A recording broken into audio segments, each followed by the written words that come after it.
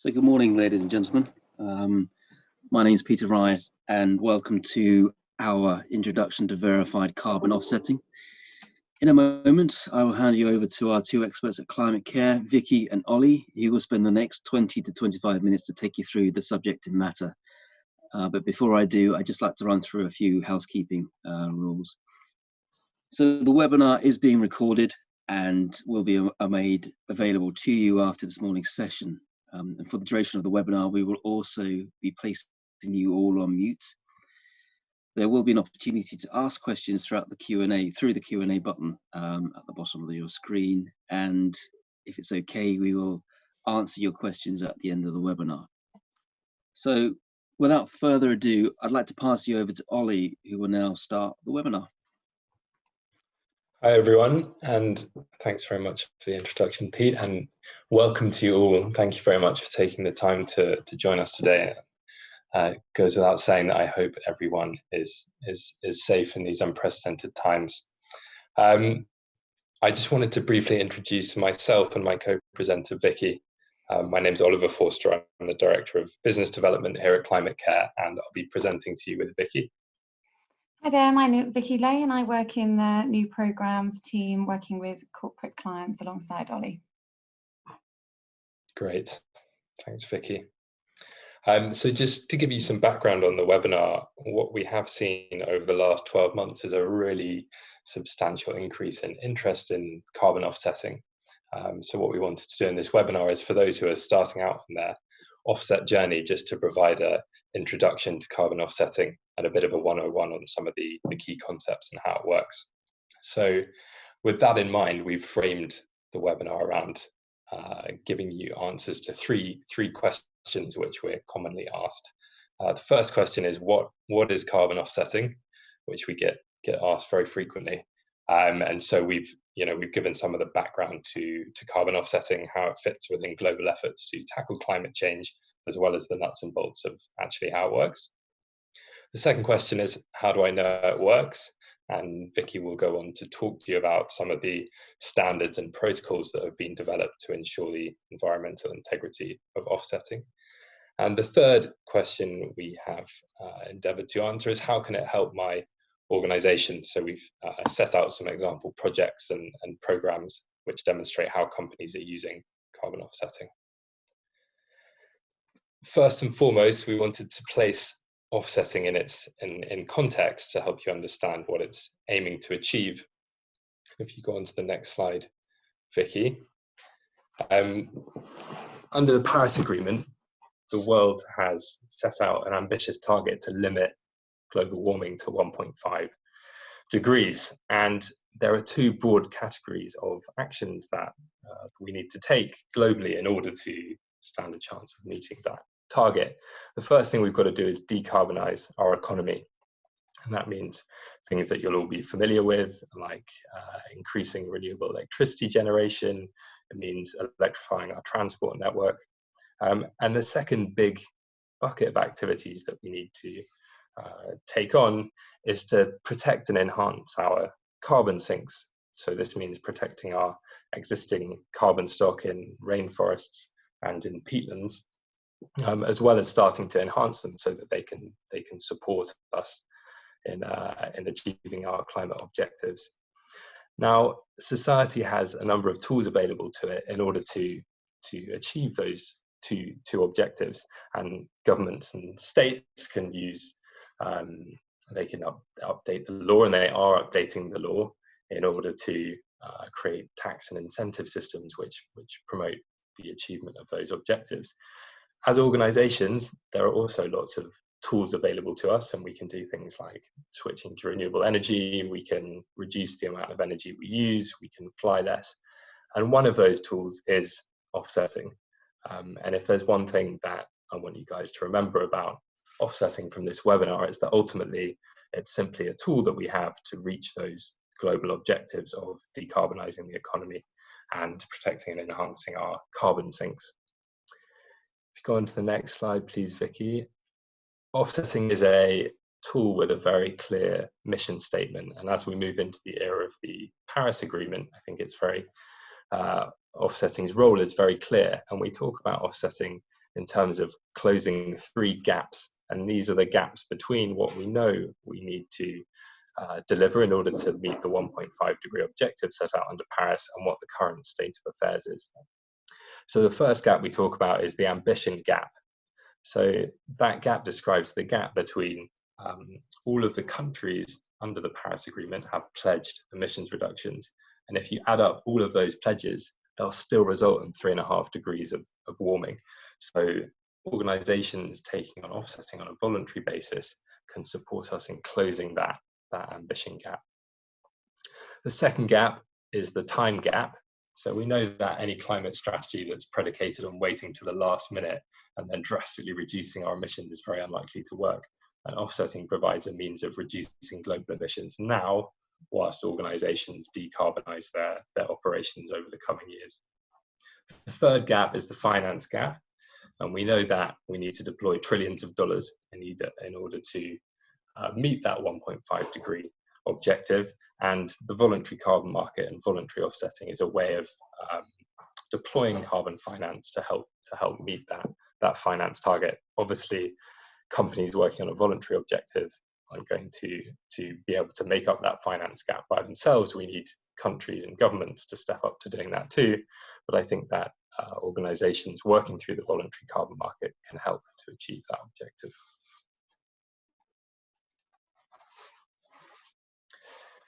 Now, as I've been keen to stress so far, offsetting is one of many tools that we have available to us as organizations in order to meet our climate objectives. And most organizations use offsetting within a structured climate strategy, and that strategy normally has 3 elements. So the first element is to measure your emissions. Obviously, it's very difficult to reduce what you don't know about. And the big trend we're seeing at the moment is companies are increasingly enlarging the scope of the emissions that they're measuring and taking direct responsibility for. So we're increasingly seeing organizations measure their scope 3 emissions. The second key part of a climate strategy is to reduce your carbon emissions. And this has been taking place for 10, 15 years now. But what we're really seeing at the moment is companies stepping up and committing to make more drastic emissions reductions as they work towards net zero. And only within the context of those 2 things does offsetting really fit. So offsetting is for taking responsibility for those residual emissions which you cannot reduce immediately today. The second area that we wanted to highlight here was that organizations use offsetting for a variety of reasons, and you might say, okay, I get that offsetting is a good thing to do for the climate, but why should I take that on as an organization? And there are 3 types of pressure which are coming to bear on organizations, which is why we've seen this big interest and big increase in interest. And the first one of those is coming from customers who are increasingly seeking out products and services which match their green values. There was an influential Unilever study from a few years ago, which was across 5 key European markets, 20,000 customers, which found that 1/3 of customers are now proactively choosing products with at least 1 green attribute. So companies are having to respond to that demand, and it's now the green customer segment is now one that companies can't ignore. The second source of pressure is coming from investors who are increasingly seeking to put their assets into companies which are demonstrating that they're committed to climate action and that will thrive in a carbon-constrained world. And the third source, which I think is often overlooked of interest in carbon offsetting, is coming from employees who, as members of society, employees are demanding that their employers take climate action so that they mimic their values and what they want to see as members of society more broadly. So hopefully that gives you a little bit of background on how offsetting can achieve the world's climate objectives or help achieve the world's climate objectives, as well as how organizations are interacting with offsetting. And I'll pass you on to Vicky now, who's going to talk to you more about the nuts and bolts and how it works. Okay, thanks very much, Ollie. So the purpose of the following section is to give you an understanding of the project certification process, which is how credits are generated, and in turn provide you with certainty about the robustness of this system. So this diagram illustrates how the process works between you and your chosen project or projects. You start in the bottom left corner by reducing your emissions where possible, as Ollie's just touched on. This could be direct emissions within your chosen scope or of a product or service as well. You then measure the remaining residual emissions in tonnes of CO2. Using this, you then purchase the equivalent amount of carbon credits. The money from your purchase goes then to the project from which the credits you have bought were generated, and this then enables it to continue to deliver reductions. And then through this process, your investment has resulted directly in the reduction of global emissions.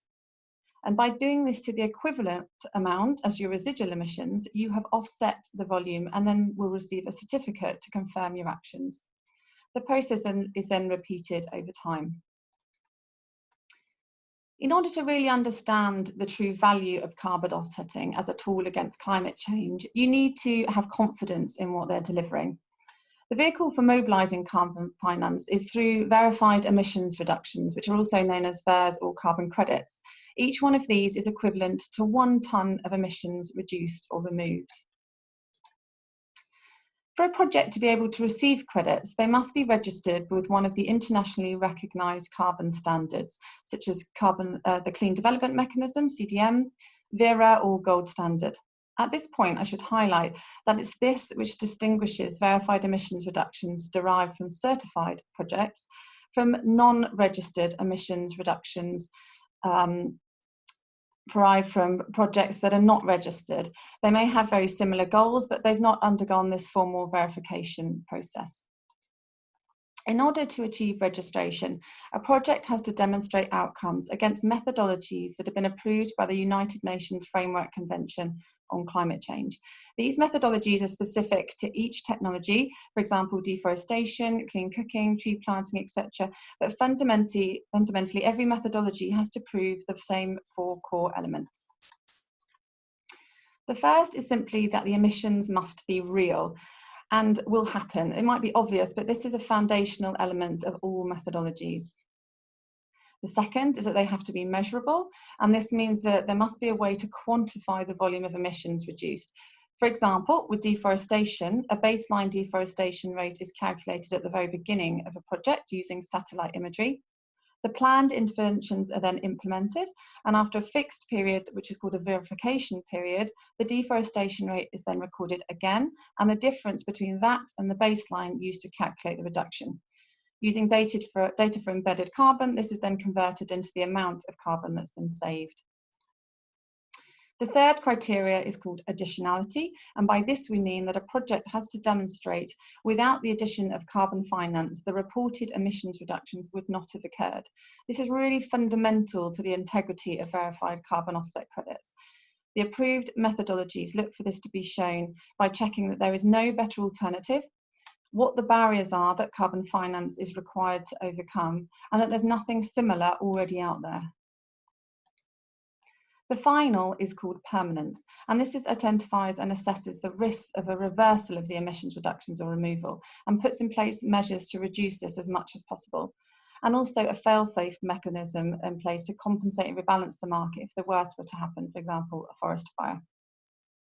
All these criteria are addressed in a project design document or PDD, which is a lengthy report, also covering the specific project methodology, project activities, monitoring, emissions impact, and other sustainable development impacts. This is then firstly assessed by an independent third party and then verified by the approved bodies such as Gold Standard or VERA. As well as the assurances provided by this framework, we also run a secondary due diligence process at the beginning of all our partnerships with the project and at regular intervals throughout our collaboration.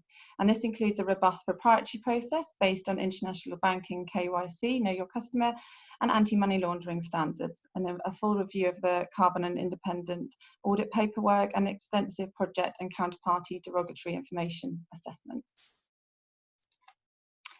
Whilst the basis of a carbon credit is the reduction of emissions, many projects also have other outcomes covering the UN sustainability goals that are illustrated here. Wherever possible, we really encourage partners looking to develop a cohesive sustainability strategy to consider how their CSR themes can be aligned to these wider sustainability goals. And this really helps when communicating action and in turn delivers greater commercial benefit, for example, with brand identity. This picture here shows Lillian from our Nairobi office talking to a community group about clean water and sanitation with our partner Aquaclara. In this way, carbon offsetting is not only facilitating decarbonisation on a global scale, but it's also a vehicle for mobilising action in these other vital sustainability areas. The verification process that we've discussed takes you up to step 5 of this process map, from which point you can see that there are ongoing external checks and monitoring. Stage 9 is at the end of an agreed verification period, which runs throughout the project lifetime. At this point, the project reports the data recording emissions reductions, such as megawatt hours of renewable energy generated, and then converts it into tons of carbon using approved conversion factors. Again, this data is then approved by an independent third party and then verified by the certification body such as Vera, and only then are the credits issued to the project. In this way, the emissions reduction has been through 2 approval stages, the project itself and then the resultant emissions reductions, and on each occasion approved by 2 external bodies. These credits can then be sold to an organisation looking to offset their residual emissions and retired. Stages 6 to 11 are then repeated throughout the project lifetime. It's really important here to highlight that a credit represents a verified emissions reduction that has already taken place. When you purchase a carbon credit, you're paying on results, and this ensures the integrity of the system. Without the guarantee of carbon finance as a source of income over its lifetime, the project would never have been viable and the credit that you purchased would never have occurred. So just to summarise this section, it's really important to work with projects that have been through this registration and credit verification process, but also with programme developers like ClimateCare who are experienced in it. This ensures a high level of environmental integrity and risk assurance for your portfolio, which Ollie's discussed in section 1, and the 2 core pillars of a successful carbon offset programme. Now we've covered the process that ensures the integrity of high quality carbon credits, I'd like to talk to you about the projects themselves and why carbon finance really does make a difference, both on a global climate action and sustainability, but also how the strategic communication of this action can be used as a tool for considerable commercial benefit as well. Just to give you a bit of context, we work with over 300 different projects in over 50 countries in the world, and that involve over 30 different types of technology. The following slides will give you just an idea of the sort of amazing things that can be achieved with carbon finance, many of which may well align to your wider CSR themes and values. So there are 3 general types of carbon offset project. The first type is land use or carbon sinks, of which there are 2 different types.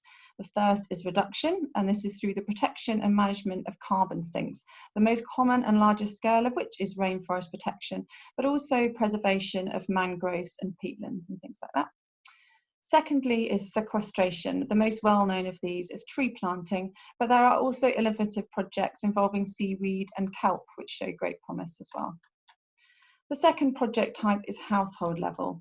These projects work by replacing traditional high-emitting and polluting domestic activities in the developing world with appropriate technologies to reduce or remove the sources of emissions. Clean cooking and clean water are 2 examples which ClimateCare developed the approved standard methodologies for. These projects replace high-emitting open fires in the home and also have other benefits such as improving health and inequality.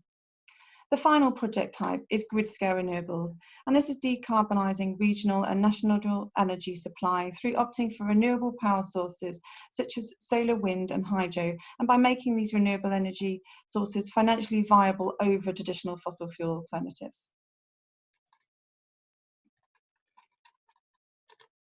I'd now like to talk to you in a little more detail about one of our long-standing exclusive projects to illustrate the successful management of one of the world's most important carbon sinks. Just to reiterate, this is one of the core international actions required within the global climate strategy covered by Ollie in section 1. This project is based in the southeastern edge of Sierra Leone and is a collaboration with local communities and the government to protect a 140,000 hectare park and buffer zone. Our partners who have chosen to support this project have done so because it resonates with and strengthens their brand values and identity in key sustainability areas of strategic importance to them. Linklaters and Bulb Energy are two of the high-profile names who are contributing to the work of this project. In the case of Linklaters, for example, this is their corporate sustainability approach to human rights, conserving the environment and supporting communities, with the aim of engaging their staff and clients on their mission. This has been achieved in partnership with ClimateCare through a global internal communications campaign, bringing the project to life through the very real narratives and engaging visuals, which I'll briefly touch on in the following few slides. Through interventions supported by ClimateCare and our partners, the project is reducing the deforestation rate from 2.08% to 0.1% a year, ensuring that 500,000 tonnes a year of carbon remains locked away within the trees and soil of the Gola National Park. In addition to the region's significant carbon sink, it's also home to an amazing array of captivating biodiversity. 60 of these are threatened species, including the critically endangered western chimpanzee and the endangered pygmy hippo that you can see here. Less than a fifth of the Upper Guinean forest of West Africa remains today, of which the Greater Gola landscape is the largest remnant. 90% of the people in the forest edge communities are dependent on subsistence agriculture, and this leads to encroachment into the forest through slash and burn that you can see here. The forest is also under threat from illegal deforestation for wood, for energy production, mining and logging. As mentioned, before the project intervened, deforestation rate was occurring at over 2% a year and irreversibly releasing a massive 500,000 tonnes of carbon into the atmosphere every year.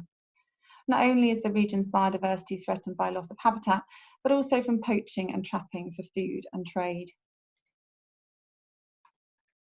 In order to counter these threats, the project runs a cohesive set of interventions that are designed to deliver long-term security of the valuable carbon sink, protect the biodiversity, but also to support the local community out of poverty. And it does this in three ways. Firstly, through protection. Rangers are deployed to patrol the park and protect against illegal deforestation activities and also poachers. Secondly, through a sustainable agricultural programme, and this involves training, resources and support to improve the efficiency and profitability of the local agricultural industry, and in particular this is for cocoa. And thirdly, by investing in the community itself through education and healthcare and infrastructure to support the community both out of poverty but also away from the activities that are threatening the rainforest and local biodiversity. This slide shows the breadth of impact carbon finance has had through the interventions outlined in the Gola project. This is really illustrative of all the high quality projects we work with and why carbon offsetting is an effective tool not only for combating climate change, but also to ensure our partners can support the other sustainable development goals as well. In the case of Linklaters, their close support of this project and effective communication of their positive action has helped to attract and retain talented people to their organisation, but also to win and retain client business. And this includes pro bono work for the project itself. Sustainability is now a priority across all of society. Demand for businesses and brands with strong climate credentials is growing exponentially in the consumer, business and investment markets alike. It is essential to respond to this with a cohesive strategy for climate action to future-proof a business, but also done properly to turn this demand into a real opportunity. The 3 steps to that involve defining the goals and strategies based on your sustainability and commercial objectives. Secondly, by reducing your emissions in the short term and making plans for the mid and long term. And then offsetting your residual emissions from day one to take responsibility for your entire footprint and contribute to global decarbonisation at the scale and immediacy that is required to achieve the maximum 1.5 degrees of warming. And lastly, to communicate your action through a planned communication strategy to your staff and stakeholders. To find out more about how ClimateCare can support you through this process, please drop us a message during the questions and we'd be happy to arrange a follow-up call. Thank you. Thank you, Vicky and Ollie. I'll give you a moment to draw a breath before we head into our Q&A session, and thank you to those who already submitted questions. Just a quick reminder that if you want to ask any questions, the Q&A button at the bottom of your screen is the way that we can submit questions. But before we head into our first question, if you found this morning's session interesting and want to learn more, our next webinar is on the 20th of May and will feature the Aquacoral project, which provides over 5,000 households with clean drinking water and is also cutting 33,000 tonnes of CO2 emissions a year. Details of how you can register for this webinar will be sent to you along with the recording of this webinar. Right, so I can see that we've had several questions submitted. So I jump right in, and the first question asks, is there a risk of carbon offsetting discouraging long-term decarbonisation? I'll take that one. Thanks, Pete. So I mean, we would say no, that's not what the evidence suggests. So the key bit of analysis was some work which assessed companies' CDP reporting, their carbon disclosure reporting. And what that found was that companies that are offsetting were also more successful in reducing their direct emissions more quickly. And I think, you know, on an intuitive level, that makes sense. I mean, certainly what we see from our partners is that where the company is very involved in the discussion about climate change and they're taking what's often substantial action to develop a substantial offset program, they're also more conscious about their other climate impacts and are very aware of the importance, in addition to offsetting, of decarbonising their operations very quickly.